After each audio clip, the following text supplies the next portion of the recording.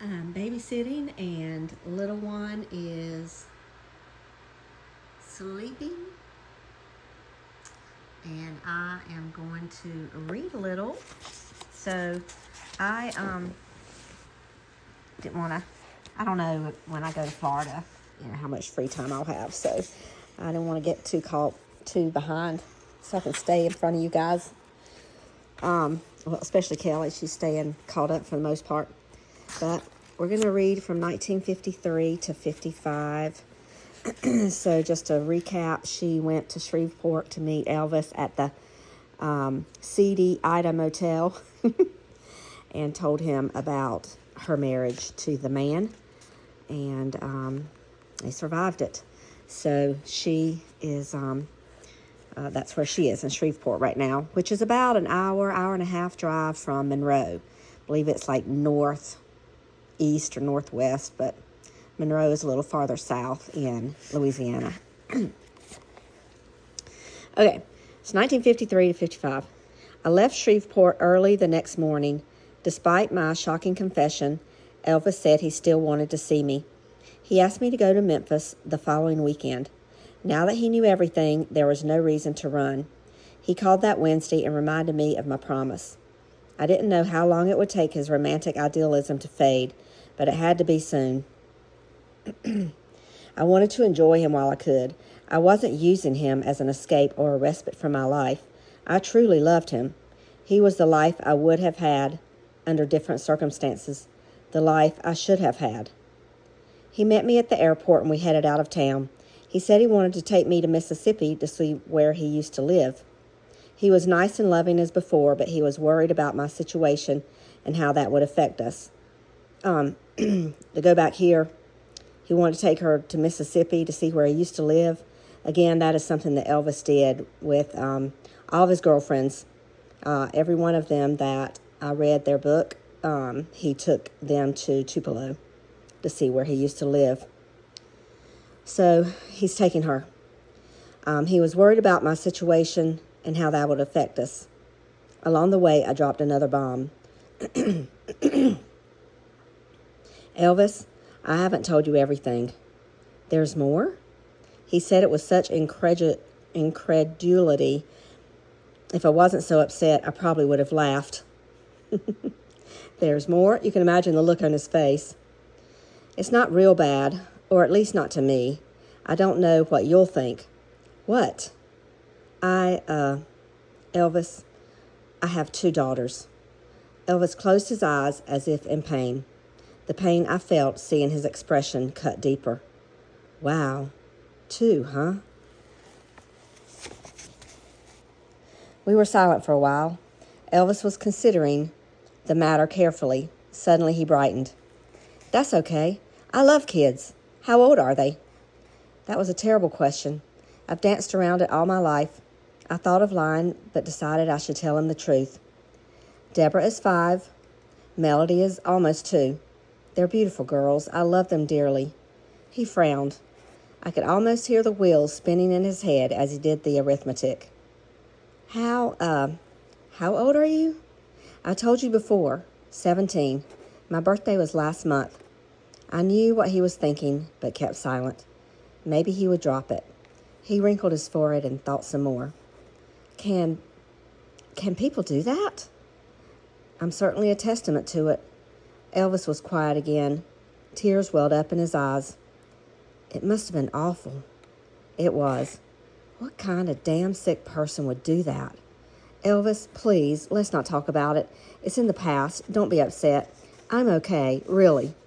He turned and looked at me lovingly and put his hand on mine. I'm sorry, Lucy. That put a damper on the mood for a while, but he quickly recovered. He said it still didn't change the way he felt. He offered all kinds of suggestions about what to do. Get a divorce, run away, leave town. He even suggested that we get married so he would have just as much a legal right to me as the man. He grew weary of the ride and decided to stop in a town named Holly Springs. Elvis didn't feel like going on to Tupelo anymore. It wasn't the time to retrace birthplaces. We decided to check into a room at a quaint village inn. Nothing is going to change, is it? He asked when we got inside. Not on my part, I said. I won't change either, he said. I'll always love you. You're part of me no matter where I go or what I do. I'll have you soon so you'll never have to leave. I need you close to me. I want you to be part of my family. I want you to meet my mom and daddy. You'll like them. I'd love to, Elvis. I know how much you love them. But let's hold off until things get better. I'd like you to meet my mother one day, too. She's a little hard to understand because she speaks only French, but you'll love her, and I know she'd like you.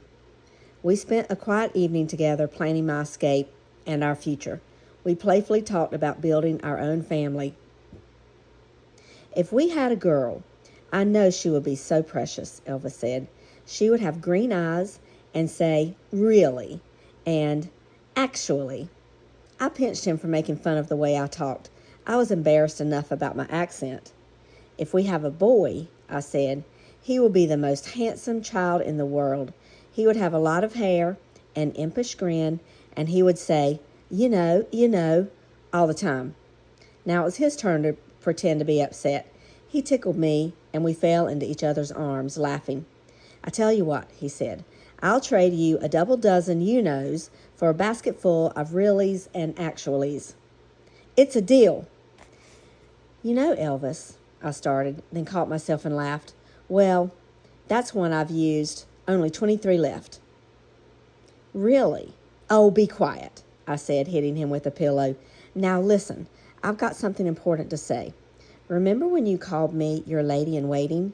Well, I've decided that you are my El Lancelot. The E-L stands for everlasting love. Remember that. We stayed in the room the rest of the evening, talking, laughing, and making love. The next morning, we drove back to Memphis. Elvis took me to the airport, and with a heavy heart, I left. 2 days after I'd returned home, the man reappeared. I was alone in the house. Miss Fowler had taken the children to a nearby park to play. I wished they were home. I didn't want to be alone with him. He was drunk. He rushed toward me and waved the divorce papers in my face. Do you think this is all it takes? He screamed. You'll belong to me until I decide differently. He slapped me across the face with the papers, then grabbed me, picked me up, and carried me into the bedroom. This was worse than being beaten. I fought as hard as I could, but he was too strong. He threw me on the bed and began violently ripping off my clothes. It was like the first night all over again. Dear God, I prayed, no more, no more. I slipped out of his grasp and started to run, but he caught me by the hair and almost ripped my head off. The pain was unbearable. He hit me in the face 4 or 5 times, then pushed me on the bed and raped me. I hated him with all my being. I wanted to kill him. He made me feel so dirty and lifeless. I just lay there stunned on the bed. He put on his clothes and was walking out the door when he stopped. Oh, and about that kook with the sideburns you were seen with, I'm going to kill him dead. Instead of walking out, he ran back over to the bed. But he wasn't after me this time. He reached up and grabbed the picture of Jesus that hung over the bed. He held it in both hands, then smashed it on the floor. The glass from the bubble-like covering shattered into tiny pieces. The man looked up and waved his finger in my face. He can't help you. Don't think he can. He doesn't even exist. He laughed hideously and walked out of the room. I went to the shower and scrubbed my skin until it was raw, trying to wash him off me. I couldn't stop crying. I came back out and began sweeping up the glass, bending down to recover the picture of Jesus. The broken glass had ripped his face. The next few weeks were a daze. I didn't take any more calls at work. If Mr. Toomey took any pictures of me then, he would have captured a sad portrait. One night at the studio, I became dizzy and fainted. I had lost a lot of weight and hadn't been feeling well, but brushed it off as stress. I fainted again a month later. Mr. Toomey made me see a doctor, something I dreaded. It wasn't that Dr. Gillespie was mean. The problem was he asked too many questions. He suspected something was wrong from the beginning. I finally gave in and went to see him. He examined me and became really upset this time, madder than ever before. He said I had a damaged cervix and ovary and needed immediate surgery. "I'd like to talk with your husband," he demanded. "I don't think that's possible." "Lucy, what's going on? I'm your doctor. Tell me about your husband. How old is he? What is he doing to you?" I didn't say a word. That confirmed what Dr. Gillespie already suspected. "This can't go on, Lucy. You won't survive. I've filed for divorce. I'm taking care of it. Please, can we talk about something else? I'm tired of this, Lucy. I've been taking care of you for what, 6 years now? You said you were 17 when you first came. Lucy, are you even 17 now?" I started crying. Dr. Gillespie eased up. "I'm sorry. I didn't mean to pry. I'm just concerned about you. Listen, if you want me to testify in court, I'll be glad to." I dried my eyes and tried to change the subject back to my condition. That hardly helped. It was bad. Not only was I chewed up inside, I was pregnant. I nearly collapsed on the floor when he told me. Dear God, what more could happen? Was this my punishment for being with Elvis? I was so confused, depressed, shocked, sick, and confused. Dr. Gillespie scheduled the operation for the next day. One of his associates, Dr. Roy Robertson, was going to perform the surgery. The operation, performed at St. Francis Hospital, was a success. They removed half of my ovary and managed to save the child. I had mixed feelings about that. I loved my children, but despised their father. It's amazing that she can love them. Shows what a good person she is. That night in the hospital, I walked to the window and opened it. The pain was so bad it nearly doubled me over. My mind, still foggy from the anesthetic, I considered jumping. As I stood near the window, Deborah's and Melody's smiling faces came to mind. They were so beautiful. They needed me. What would happen to them? My neighbors, Tom and Janet Miller, came rushing into the room. They quickly grabbed me and closed the window. I broke down and cried. In a moment of weakness, I blurted out the story. Mr. Miller, an animated Polish man who was usually cheery, became enraged. He didn't like the man, and now he was ready to kill him. Janet calmed him down. She convinced him to talk to my doctor instead of confronting the man. I don't know what Mr. Miller and Dr. Gillespie did, but they must have stirred up something. When I was released from the hospital, I received a call from Mr. Adams, my attorney. Remember the Billy Adams guy that she went to about the divorce? So she received a call from Mr. Adams, my attorney. He said he had arranged to have the man provide me with a larger home, one that held no memories. Even better, I learned that my friends had filed for a legal order that prevented the man from coming there. It happened so fast, I had to temper my elation because I couldn't believe it would stop the man. A month later, I moved into a beautiful one-story, 4-bedroom house in an exclusive neighborhood on Azalea Drive. It had huge glass windows across the front, and the yard was full of willow trees. Best of all, I could walk inside without feeling nauseated. Well, at least something good came out of that episode. So now there's a legal order. He can't get near her, and thank goodness for that. But she's pregnant. As for reuniting with Elvis, that was hopeless. I couldn't see him now. I was pregnant, and it wasn't his child.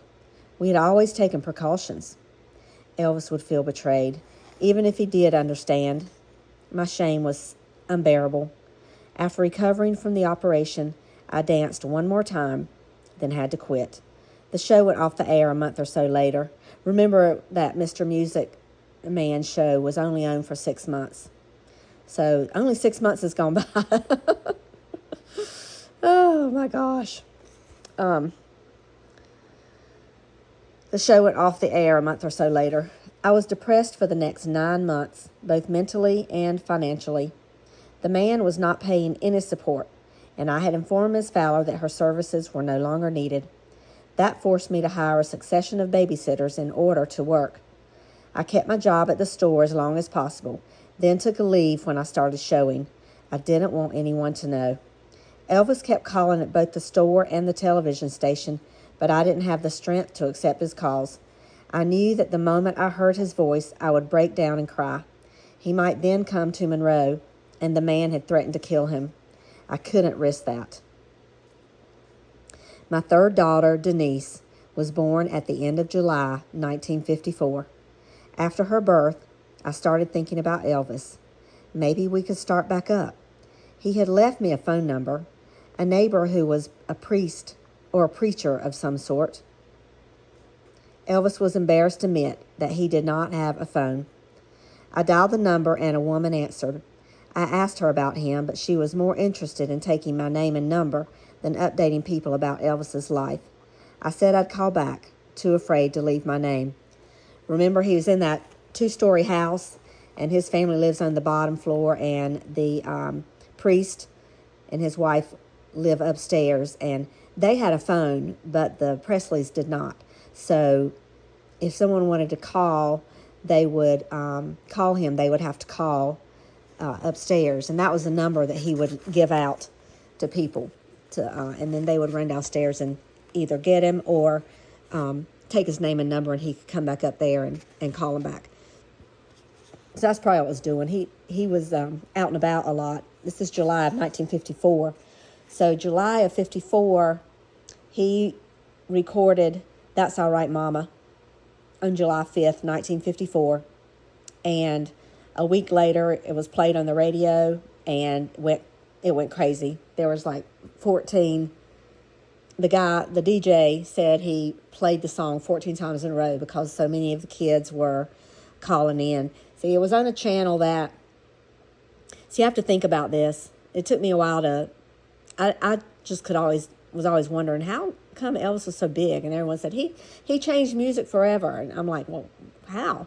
And so you have to think about this. In the early 50s was the big bands, the Frank Sinatra's, the Dean Martins, the big band music, and then there was also gospel music, but there was also the blues that the black people would sing, and Elvis, listened to a lot of that blues music growing up, and so he kind of learned that style of music. So when he sang, that's kind of how he sang, was kind of bluesy. And then he had the gospel music, so that was the fire and brimstone. Not really, but it was, the gospel music. And then he just kind of merged that together, kind of blended it together. So when he sang, and he loved ballads. So he typically sang ballads, and they were trying to record when he met Scotty Moore, who's electric guitarist, and Bill Black, who played the big stand-up bass. The guy at the studio connected the three of them together, and they were trying to record some ballads, and nothing was happening right. And so they'd been recording all day, and that night, Elvis was like, they've been trying some stuff for 2 days, and he just felt like this was it. So while the recording guy was in the back messing in the studio, he knew That's All Right, Mama, which was a black person's song. Big Al Crudup was a big black dude, and he actually had recorded this song earlier, and Elvis knew the song. So he just started jamming on it and started singing it, and the other two people knew it, and they started playing it, and then the guy stuck his head out of the recording room and said, "Hey, what are y'all doing?" And they're like, "We're just cutting up." And he said, "Well, that sounds pretty good. Let's start over again so I can record it." And he recorded it and took it down, and the next day, or maybe 2 days later, 3 days later, they played it on the radio, and the guy that played it, the DJ that played it, had a red, white, and blue radio station that he played at night that played blues music, and it was black music, and a lot of the parents didn't want their teenage kids listening to it, but the teenage kids kind of liked it because it was a little different than that big band and, Sinatra and all that kind of music, and it was kind of their thing. So when the guy played this on the radio, they loved it. So that's how it started. So anyway, they recorded it July 5th, and it was on the radio within the next week. And so you just have to know this is all what's happening at this time. And she had her baby sometime around she said in July, end of July. So she may have been born when Stella was born, July 29th. I don't know. But the end of July. So that's what's going on with Elvis. And she has not seen him for a year. And he's been calling, and now all this stuff is starting to happen for him. So her third daughter, Denise, was born at the end of July of 54. After her birth, I started thinking about Elvis. Maybe we could start back up. He had left me a phone number, a neighbor who was a priest or a preacher of some sort. Now, she didn't really know Elvis. How in the world would she make that story up? So I think she spoke to him because he had told her. So I think she knows him. It's another point for Lucy that this is a true story. Elvis was embarrassed to admit that he didn't have a phone, and that would be true too. He was embarrassed about that because he was embarrassed that they were so poor. I dialed the number and a woman answered. I asked her about him, but she was more interested in taking my name and number than updating the people about Elvis's life. I said I'd call back, too afraid to leave my name. It soon became much easier to find out about him. His voice started coming out of the radio. I remember how shocked and happy I was to hear the first song. Denise was only a few weeks old. I was feeding her one afternoon and listening to the radio. Suddenly, I heard Elvis. He was singing, "That's all right, Mama. That's all right, Mama. That's all right for you. That's all right, Mama, with anything to do. That's all right." Sorry. Terrible. Anyway, that's what she heard. It sent chills through my body. I was so happy for him, I started to cry. The tears soon came for real. It hurt so bad not being able to see him and enjoy his success, which is what he wanted. He wanted her with him to enjoy his success together. He must have been thrilled. His dream was coming true. More songs followed. Something about a blue moon. Blue moon. Blue moon. Blue moon. Da da. Dun dun dun dun dun dun dun dun dun dun dun dun.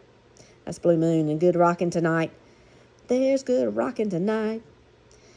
The newspaper said Elvis finally got on the Louisiana hayride and was creating a sensation. And that happened in, I believe, he went down there the middle of October to go to the Louisiana hayride to try out. The guy from the studio took him and Scotty and Bill down there, and they were a success. He was nervous as everything, shaking all over the place, but they did pretty good. And a couple of weeks later, so sometime in November, they got a regular stint, which meant every Friday and Saturday night they would drive from Memphis to Shreveport to perform on the Louisiana hayride. And there's a lot of footage, radio footage of that. And in fact, his very, very first night, there is radio footage of that because Louisiana Hayride was broadcast on the radio. So a lot of that was recorded. And it's really cool to be able to hear that. They play excerpts from that on Elvis radio all the time. It's really fabulous to listen to that. His southern twang was, yeah. Kind of like mine, but a little different because it was Mississippi. The newspaper said Elvis finally got on the Louisiana hayride and was creating a sensation. All the girls were supposed to be crazy about him. That was hardly comforting, but it was good he was so busy. That way, he wouldn't have time to look for me. That is, if he even wanted to. I didn't want him to try. It was best that I never saw him again. So she, again, here she is trying to put off, she wants him to enjoy success and she doesn't want to hold him back. Because here she's got 3 girls, 3 children, and she's married. All right, so here we go, a little bit of the author's research. The couple who fielded Elvis's calls in those days was Rabbi Alfred and Fruchter and his wife Jeanette. They lived upstairs from the Presleys on Alabama Street in Memphis. Lucy probably spoke with Jeanette. Elvis recorded That's All Right Mama and Blue Moon over Kentucky at Sun Records in Memphis on July 6, 1954. Well, I said July 5th, so it was one of those days. It was right after July 4th. It was, I think, the night of July 4th. Maybe it was July 3rd.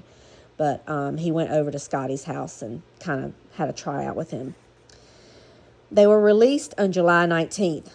And by August, That's All Right was the number 3 song on the Memphis Country and Western chart. On July 30th, the night Lucy was having her baby in Monroe's Riverside Hospital. Well, it was real close to Stella's. July 30th, the night Lucy was having Denise in Monroe's Riverside Hospital, Elvis was making his first public appearance of consequence. He was a last-minute addition to a country music show at the Overton Park Shell in Memphis. Slim Whitman was the headliner, but Elvis stole the show. His wiggling leg evoked screams for the very first time. It was, in fact, this was a funny story, because he went out there and he was shaking so hard, and he'd wear those baggy pants, and you couldn't really tell what was going on underneath there, but all the girls were screaming, and he has said that it scared him to death. And when he got off the stage, he went and asked his manager, what are they screaming about? And they said, whatever you're doing out there, go out there and do it again. So when he went back out, he was just learning how to ham it up. It wasn't a rocket to the top, at least not yet. A huge tumble followed. His recording success enabled him to get a shot at the big time. On September 25th, 1954, Elvis performed at the Grand Ole Opry. Although the crowd liked him, Opry manager Jim Denny practically kicked Elvis off the stage, uttering the now immortal line, "If I were you, I'd go back to driving a truck." Elvis cried the whole way back to Memphis. A few weeks later, his luck turned. Instead of being jealous, Whitman was extremely generous and went to the Louisiana hayride. I got lost who Whitman is. Anyway, he went to, was extremely generous and went to the Louisiana hayride officials and told them that they had to sign this sensational kid from Memphis. With his song getting increasing airplay and Whitman's enthusiastic endorsement, Elvis was finally allowed to step out of the hayride audience. Remember, he would watch the hayride singers practicing. So now he's able to get out of the audience. He was a smash and was quickly signed for a 1-year contract that called for 48 weekend performances. The King was born. Some versions of the Elvis legend say his appearance at the hayride in October 54 was the first time he had ever been to Shreveport, and that he saw the famous hayride stage for the first time that night. That is vigorously repeated by Horace Logan, one of the hayride MCs. It originated with Elvis himself. When his big moment came, Elvis told Logan he had never been there before. Elvis no doubt wanted to disassociate the newfound Memphis sensation from the wide-eyed kid who hung around watching rehearsals and scrounging bucks from Billie Jean Horton. Like much of the Presley legend, the Elvis first night in Shreveport story caught the fancy of biographers and lives on. They say that same foolish thing about Hank Williams and the Grand Ole Opry, Billie Jean chides. The legend says Hank came out of the sticks, got to play in the Opry, and began an overnight sensation. Truth is, he was working around Nashville for years trying to get on. Same with Elvis and the hayride. He knew where he had to be to make it, and he damn well was down here trying. In the spring of 55, Elvis was playing at the hayride and touring the surrounding area in package shows spinned off the hayride. One of the shows was headed by Hank Snow and was booked by Snow's high-profile manager, Tom Parker, a former carnival huckster who had previously orchestrated Eddie Arnold's success. Parker had been alerted about Elvis and was watching his career closely, but had yet to take control.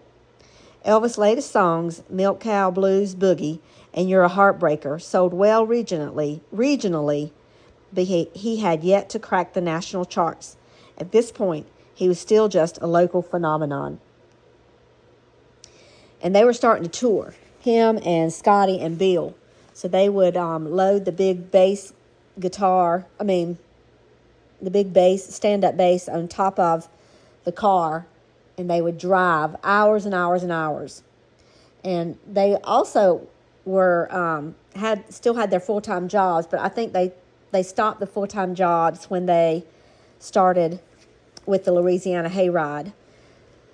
And but they still were working at the Eagle's Nest, and so they were getting a little pay from the Eagle's Nest, and then they were getting paid from the Louisiana Hayride. So they were starting to get a little bit of money from that.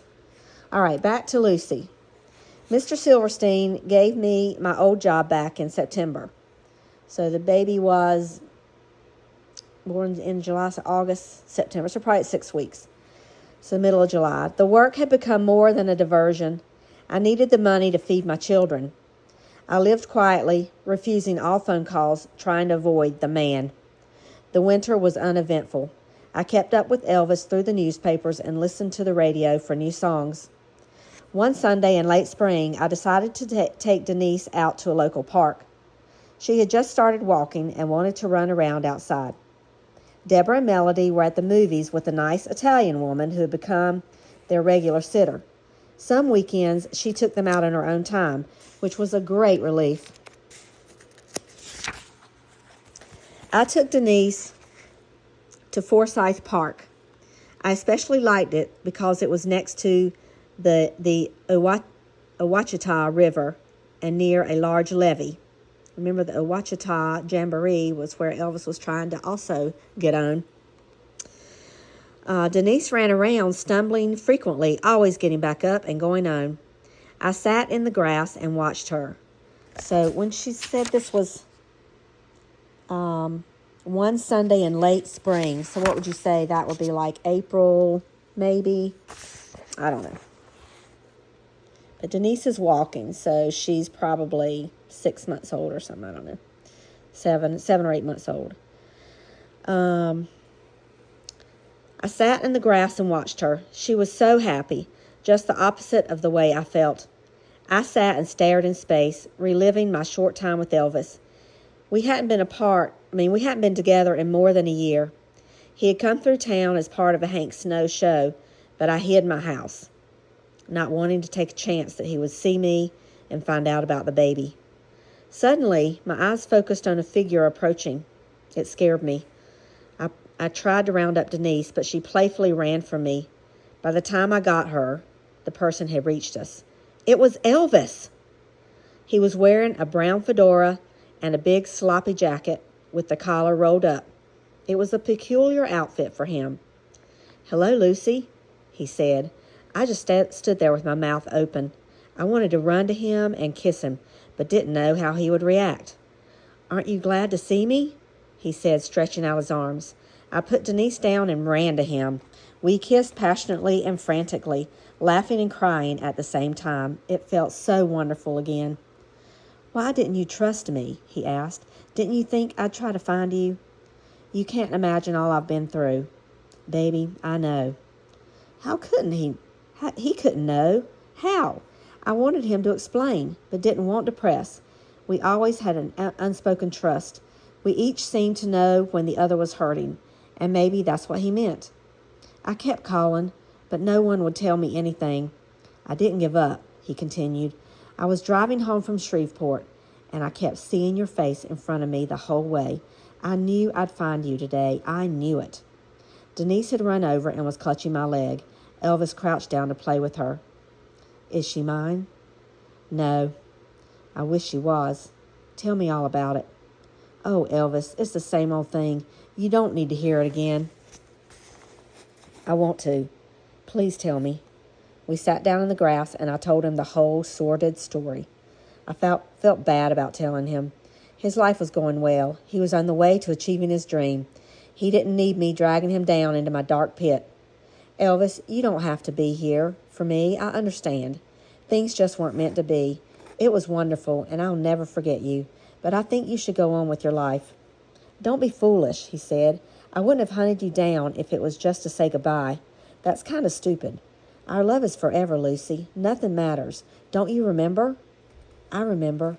I just thought you might have changed. I'd like to put that man out of his misery. Where is he? Elvis said angrily. No, please. That would harm you. I would lose you. Your life is too important for that.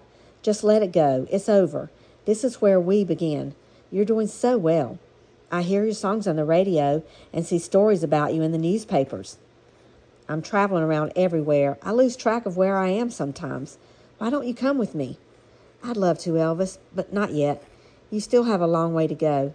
One day, when you've reached your goal, when we've climbed all the mountains there are to climb, then I'll come to you, if you still want me. I'll always want you, baby. Always. I keep meeting new girls, but none have come close to you. No matter how badly I need a woman, I still can't stop thinking of you. Women are so loose. They come on to me all the time just because I can sing. I don't like that. So don't believe all that stuff you read about me and women. You're the only one that knows the truth. You don't have to explain, I said. It's all part of your image. It will draw the people into your concerts. That's what's important. Don't worry how I'll feel. I understand. I got a big tour coming up with Hank Snow, he said. We're going through Texas, Louisiana, and Florida. There's a new man that's interested in promoting me, some colonel guy. I don't know what to do. I hate changing people. Mr. Neal's been good to me. What do you think? So a guy named Bob Neal is managing him right now and booking everything. I asked him if he felt the new man could help him, if he could take him further than Bob Neal. I don't know. He sure talks bigger. He says within the year I'll be doing records, television, and even the movies. I'd like to do the movies. It sounded so good, I could tell Elvis wanted it. Then do it, Elvis. It's not like you're betraying Mr. Neal. He's part of it, right? Yeah, they all seem to be in it together somehow. Well, what's stopping you? I'd love to see you up on the giant screen playing romantic parts. You can play El Lancelot, the Memphis Knight. We both laughed at that. Elvis was intrigued. I didn't know much about the music business, but had hung around the television station long enough to hear the people talk about contracts and managers and all. The TV people talked about little else. If you sign with him, just don't make it too long. 1 or 2 years at the most. Then, when you're a success, you can regain control of your life. He should have done that. But she knew from the beginning. She had good advice. She was a very wise woman. Well, how about you, Lucy? Are you doing all right? Have you got enough money? There he is already, asking if she had enough money. He was always asking that to people. I'm okay. Don't worry about that. I'm fine, I lied. I was really broke and struggling, but didn't want to tell him. Elvis would have given me his last dollar. We weren't together very long that afternoon. Elvis said he was on his way back to Memphis. Some people, his band, I guess, yep, Scotty and Bill, were waiting for him in town. He made me promise to accept his calls and see him in Memphis again. We kissed deeply, then he left. What an amazing thing that just happened there. Like, he was in Shreveport, which going to Monroe, like if you're going to Memphis, Monroe is like not the opposite direction, but definitely going down to your knee to head back up, because he would have had to go southeast and then back up. So it added a lot to their trip. And so he just had a feeling. That's one of those things that Elvis just kind of had a sixth sense, and he could sometimes predict the future. Sounds so strong, but he would get an idea of something that was going to happen, and it would happen. So he just knew he was going to see her that day. So he drove down there, and all things, he goes to this park, and of all the things, Lucy's there by herself with Denise. It's crazy. But I've got a book that does Elvis day by day, and I'm trying to keep up with that with another biography that I'm reading a really big, in-depth biography. And I was trying to match up because it talks about all the different shows and things. And I've got some notes here. February 18th. So he's talking about the end of the Hank Snow, and they're about to start another tour. Because other Sundays, I don't know. Anyway, there is in there talks about how he was in Shreveport and he's getting ready to go on a tour, and after that tour they're gonna meet up with the Colonel. So that's what Elvis is talking about right here, apparently. So anyway, there we go. So he's telling her stuff, and there is no way that Lucy would know any of this. Like the author said, all the information that she had to give him from her story was from Elvis himself and their experiences. So all this information that she knows that was going on in Elvis's life is from her mouth. And so she knew what was going on. Okay. So where are we? Okay. So they kissed deeply, then left. I didn't hear from Elvis for over a week. Then one day at the store, a man came and handed me a dozen roses. The card read, "Love is forever, L. Lancelot." Sweet. He called the next day and said he was in Lubbock, Texas. He was touring, playing in a country western roadshow. You remember when you told me to look right out at the audience and give them all I had? Well, it's working, baby. His call lifted my spirits. I was on the outside, way on the outside, but he made me feel a tiny bit a part of it. I was finally able to give him my home phone number, and that enabled him to call more often. He'd call from small towns with names like Conroe, Greenville, and Wichita Falls. So apparently in my book, I've got he was in Wichita Falls on April 25th, and he was in Gainesville, Texas, April 14th. So he said he was in Lubbock, Texas, so probably they traveled around. He professed his love and said how anxious he was to see me. I managed to get some work at the television studio once in a while, singing and doing a live commercial now and then. Not much, but keeping my feet wet. The cerebral palsy telethons were big then. I helped out with them at KNOE and even got to sing. Michael and Sarah Forrest Tucker, who played Davy Crockett, the Davy Crockett TV show. Forrest Tucker, and they would have all these actors and singer Charlie Applewhite were some of the hosts.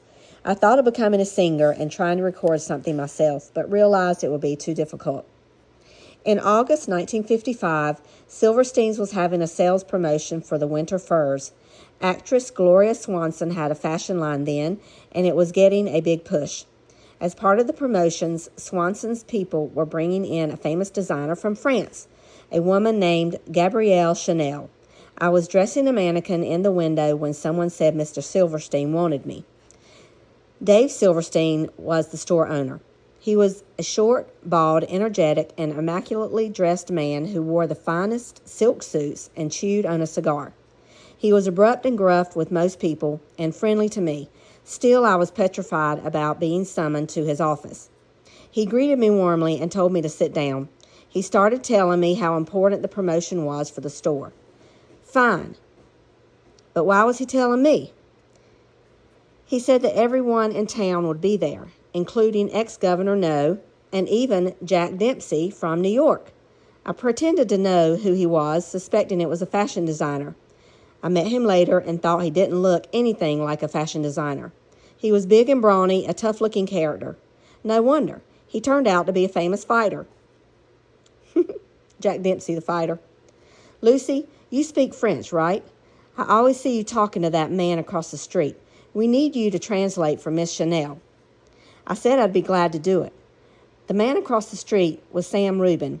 He was an older man who owned a nearby jewelry store. He had been educated in France and would come by and chat with me in French. Figuring the translation request was all Mr. Silverstein wanted, I got up to leave. He told me to sit back down and continue talking. There'll be a lot of important men at this affair, he said. The kind of men you should meet. I begged him not to start introducing me to people. Lucy, can I ask you something personal? No. Why do you run from everyone who wants to meet you? I'm just not interested. I know you think you're in love with that singer.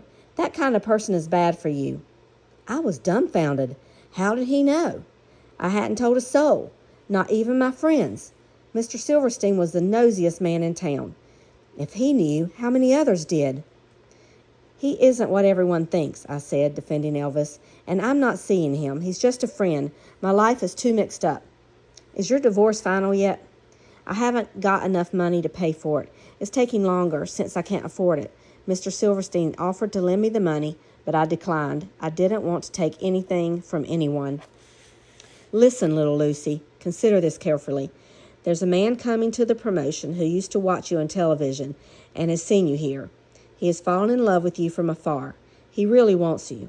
He owns a large manufacturing company and is rich. He has all the money you'll ever need. He asked me to introduce him. I tried to keep calm. This was the same thing that happened to me before. Someone I never met had been watching me from a distance and wanted me. Instead of coming himself, he went to Mr. Silverstein. It was supposed to be okay because he was rich. He wanted to buy me all over again. I couldn't believe it. Why are men like this? Don't they realize women want to be loved, not owned? I had already been owned in every sense of the word. It didn't matter if this man was Rockefeller himself and Elvis fell flat on his face. Elvis gave me love. Nothing else mattered. I wanted to stand up and tell Mr. Silverstein this, tell him off, but good sense prevailed. There were 3 mouths to feed at home. She needed that job. That's very kind of you, Mr. Silverstein, I said diplomatically. I appreciate you thinking of me, but please don't put me on the spot. I need to recover a little longer. Well, don't wait too long. You're too beautiful and alive to be alone.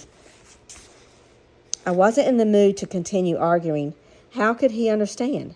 He got up to escort me out of his office, then stopped and said, You know, of course, he's coming to town.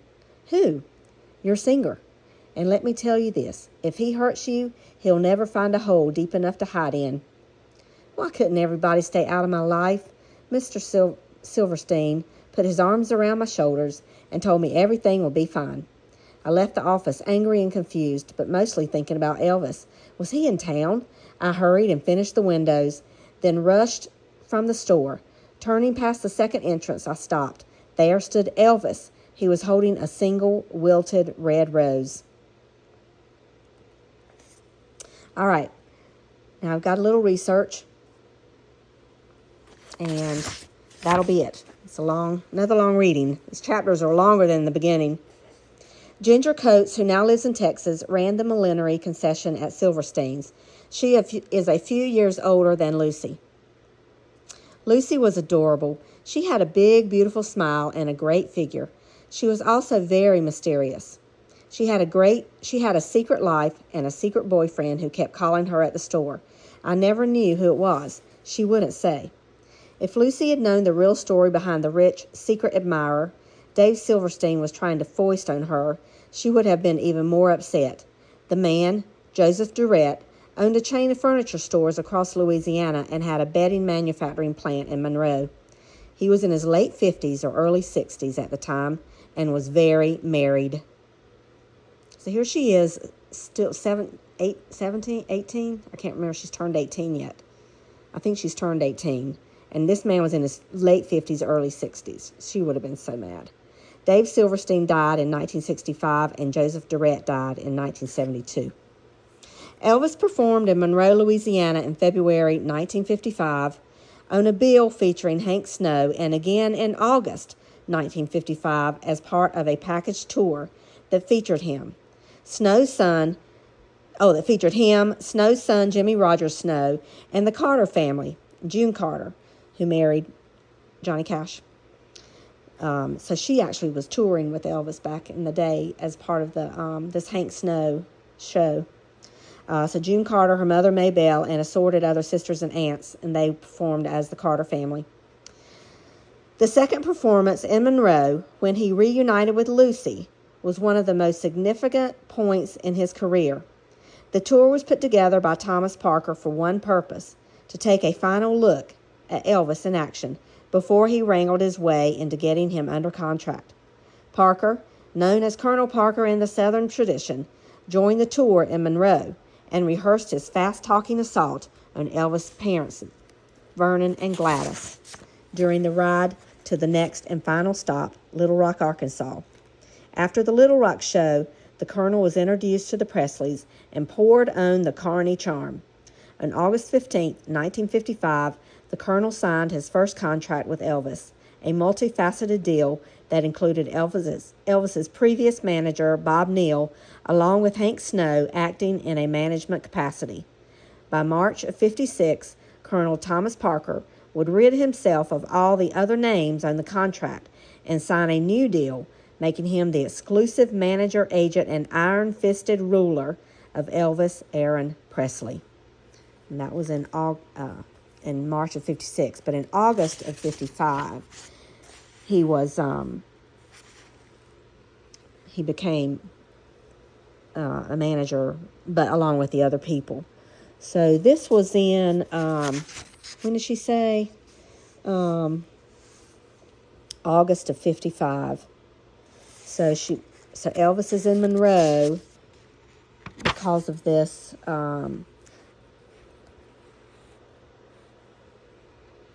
August of 55 as part of the package tour. So this is when she's going to run into him, when she bumps into him right now. She's running out of the entrance of Silverstein's because she's so upset.